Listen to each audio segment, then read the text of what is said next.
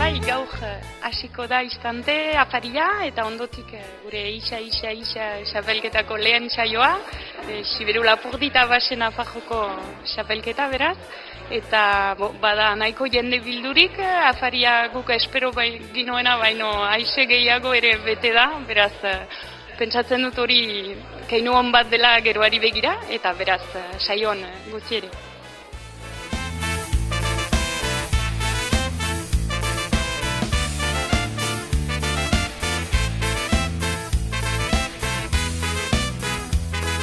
Gu asteburu pasa etorrera eta kasualidadez harrapatu dut, hemen gaude.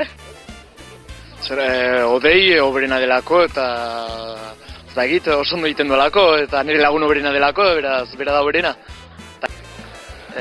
Uste dut gaur Odei Barrosok irabaziko dula, nire ustez onena delako. Zer, norden ene favorito?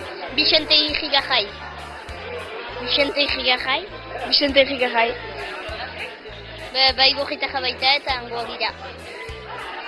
Eta gure ikastolantzean ere, dauntzea segutzen dugu.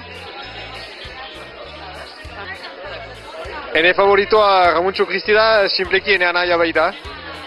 Ene favoritoa Ramuntxo da, ene semea da, alainan. Ene favoritoa dudari gabe Ramuntxo Kristik irabaziko duela. Dazenako, oberena baita. Nire favoritoa Odei da, gure bertso eskolako erakaslea eta bera animatzera torre gara. Nire favoritoa Odei da,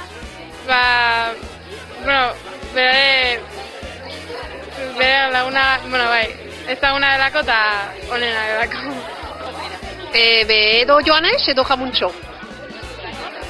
Siberuan bizi behitira, eta hemengoak sustengatzeko. Favoritoa Joanes Etxebarria, Siberutarra beita, eta gaurrai beita, onden ikusiko nula iden. Favoritoa Odei, eta zeratik ezagit, laguna da.